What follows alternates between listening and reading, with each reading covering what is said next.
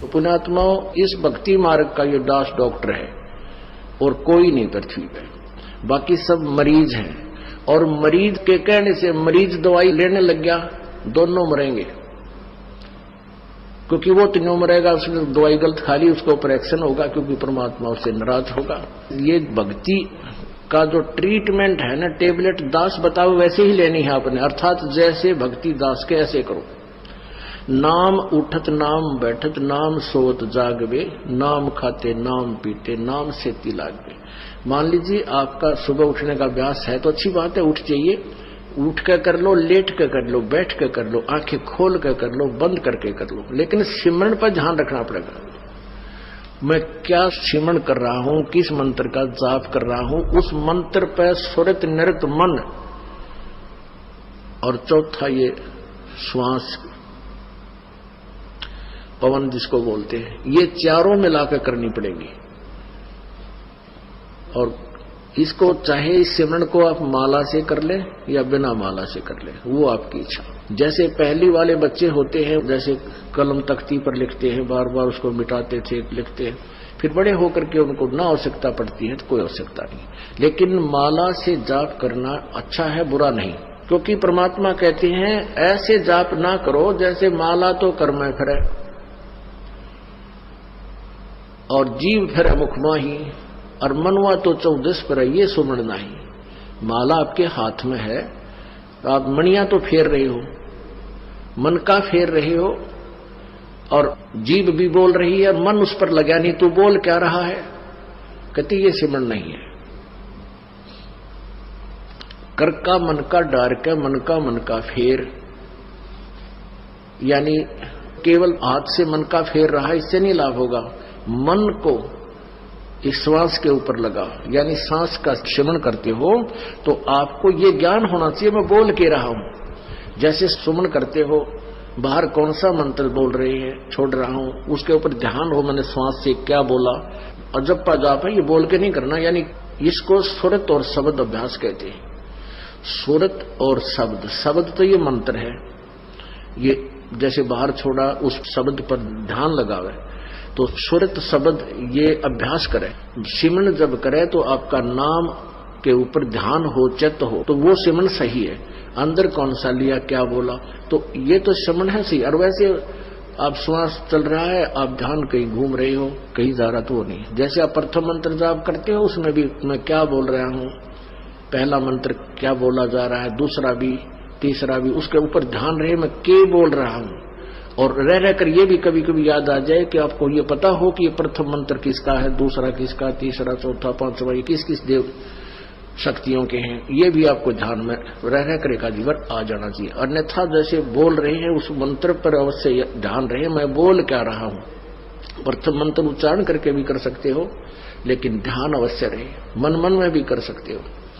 और जो दूसरा मंत्र सतनाम है, इसको केवल श्वास से किया जाता है, उस पर भी ध्यान रहे मैं बाहर क्या छोड़ रहा हूं, अंदर कौन सा लेना है। 2 अक्षर का होता है ये सतनाम, 1 अक्षर बाहर छोड़ना होता है, 1 अंदर लेना होता है। तो मैं क्या बाहर छोड़ रहा हूं, क्या अंदर ले रहा हूं, कौन सा मंत्र मैंने जाप किया है, उस पर चित्त रहे, वो शब्द रहे, सुरत शब्द, उस शब्द पर या सुरत रहे, ये ध्यान रहे, इसको सुरत शब्द अभ्यास कहते हैं। ये दूसरे नकली पंथा वाले कहते हैं सुरत और शब्द का ध्यान करें, 2.5 घंटे सुबह, 2.5 घंटे सामने बैठ जाए, को लूसा गाड़ गए, और फिर कहते अंदर शब्द सुनना है, ये सुरत शब्द अभ्यास है। अरे झूठा ज्ञान ध्यान कहाँ ला रहे, तेरा ज्ञान ही व्यर्थ है, तुम ढूंढ कहाँ रहे हो, ये बात विदा चतुराई। इस नाम के सिमरण से आपके अंदर वो धुन प्रकट होएगी, और जो वास्तविक धुन, ये तो काल की धुन है जो शरीर में तुम सुनोगे, इससे बाहर सचखंड के अंदर जो सुरत है वह शरीर से बाहर निकलकर आत्मा फिर सुनेगी। शरीर में रहते हुए आपका एकदम सूक्ष्म शरीर बाहर चढ़ेगा और फिर वो धुन सुनाई देगी। शरीर में रहते हुआ धुन परले पार वाली नहीं सुन सकते, ये मूर्ख बना रखा था हमारे को। सुरत शब्द अभ्यास का गाटा जोड़ रहे थे और सुरत का बेरा न शब्द का पता।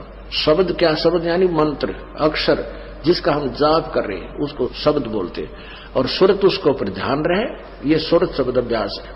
कबीर कलयुग आए कह किए बहुत जो मीत, जिन बंजा एक से ते सुख सोव न चीत। कबीर गुरु मर्याद न भक्तिपन, नहीं पिया का अधिकार, कह कबीर व्यभिचारिणी का कहीं नहीं सत्कार।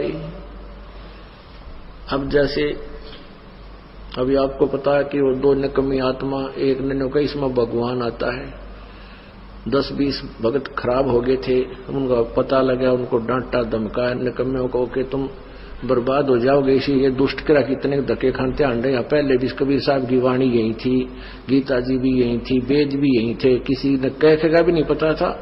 इस दास से थोड़ा बहुत ज्ञान सुन के पंसारी बनना चाहते हैं, हमने तो बड़े बड़े ढाणे हैं, ये दो कुतरू फेर पैदा होते हैं।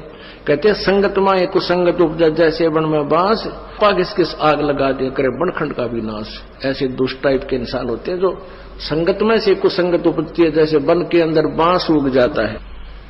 वन में बांस होता बम्बू, वो क्या होता है कि जब तेज हवा चलती है तो ऐसे थपेड़े लगते हैं, वो ऐसे आपस में घिस के और उन बांसों से आग लग जाती है और पूरे दावानल का रूप धारण कर लेती है, पूरे बनखंड को, पूरे जंगल का नाश कर देती है। कहते ऐसी नकमी आत्मा जो होती है वो संगत में से कुसंगत उत्पन्न हो जाती है, वो आपस में बकवास करके पूरी संगत का नाश कर देते हैं।